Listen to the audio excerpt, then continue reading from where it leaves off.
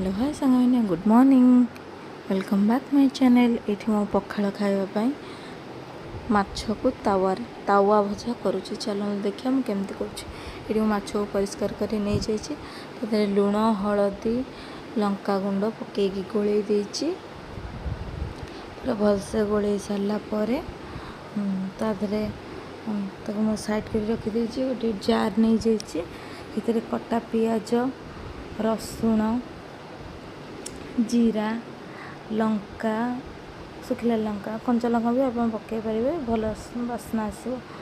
जेहेतु मुझे कंचा लंका पकई नी सुखिला लंका पकड़ी सोरिष सोरिष माछ अनुसार आप सोरिष ने ग्राइंडिंग करदेली पूरा प्लेन बाटे ग्राइंडिंग कर सारापर ये पकईदेली पकई सारापर हाफ लेंबू भी चिपुड़देली ये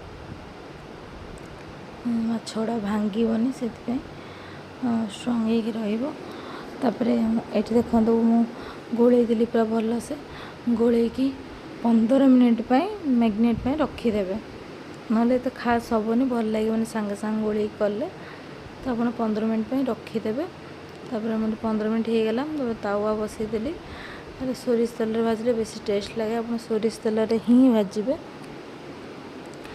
सोरिष तेल पकईदेली ये देखु सोरिष तेल पकई हाल्का बोधे तेल पानी थिला तो ये टिके छिटका मारला भाया मुझे धीरे धीरे माछ पकाऊँ तेल छिटका मत बहुत डर लगे तो ये गोटे पर गोटे आप माछ पकईबे तापर स्लो करदे ना पोड़ीज सोरिष पोड़ीगले पिता लगे स्लो करदे तब हल्का हल्का स्लो रे भाजबे एपट सपट करके तरतर जमा हे ना पोड़ीज पिता भी लगे हल्का हल्का आंचरे भाजबे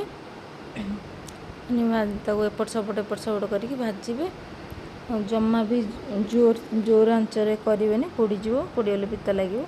ये मिनिमम 15 ରୁ 20 मिनट लगिला भाजिया को मो झील जो रखी बस मामा दियो केमती लगुच देखी तापर ये मो झील को नहीं दौर रेडी हो गला बंद भी करदेली बहुत मस्त टेस्ट लगे मुझे मो झील को लेकिन देली मो झील मैंने तरतर देला मामा खाइबी भात भात खाए ना खाली एमती चेहरा रखी छाड़ू तापर ये रेडी होगा। आपण मानक मो वीडियो भल लगी निश्चित लाइक कमेंट एंड शेयर करेंगे सब्सक्राइब करिए जमा भी भूलें। Ta-ta bye bye.